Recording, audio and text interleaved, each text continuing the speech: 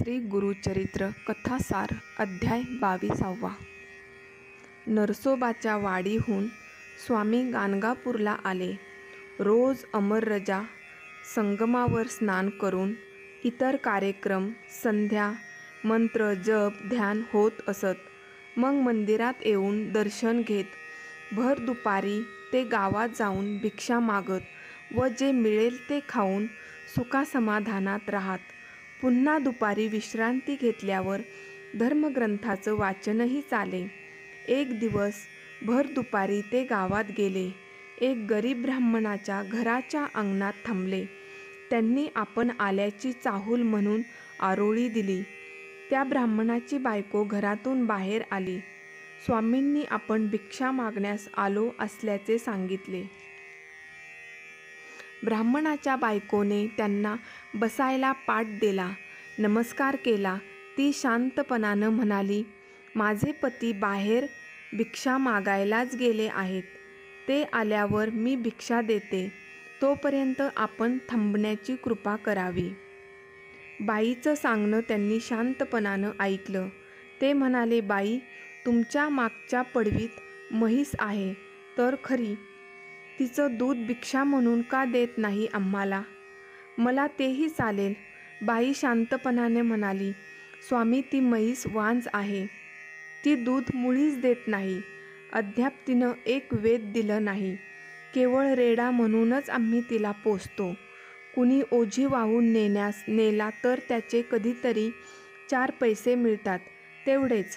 स्वामींनी त्या म्हैसीकडे एक कृपाकटाक्ष टाकला. ते बाईला म्हणाले, बाई, तुमच्या बोलण्यावर माझा विश्वास बसत नाही. घरात जाऊन भांडे आणा आणि म्हशीच्या सडातून दूध निघते की नाही ते मला पाहू द्या. बाई घरात गेली. तिनं एक मोठे भांडे आणले आणि ती म्हशीची धार काढू लागली. आश्चर्य असे की म्हशीच्या सडातून भराभरा दूध निघू लागलं. थोड्याच वेळात भांडं दुधानं भरलंही. बाईलाही तो चमत्कार पाहून नवलच वाटलं. बाई लगबगीनं घरात गेली. दूध तापवलं व एक मोठं भांडं भरून स्वामींना आणून दिलं.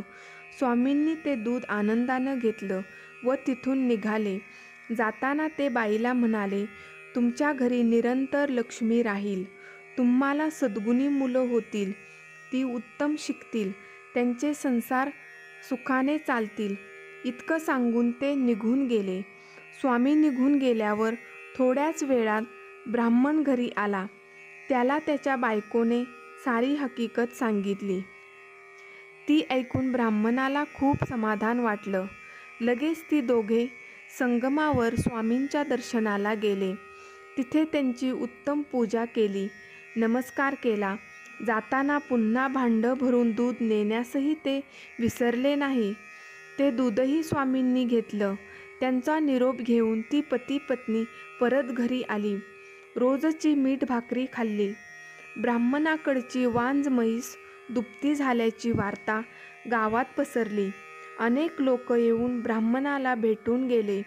स्वामींच्या कृपेचं त्यांनाही नवल वाटलं. ब्राह्मणाचं दारिद्र्य दूर झालं. रोज म्हैस दोन्ही वेळा दूध देत होती. ब्राह्मण घरच्या गरजेपुरतं दूध ठेवून बाकीचं विकून टाकी.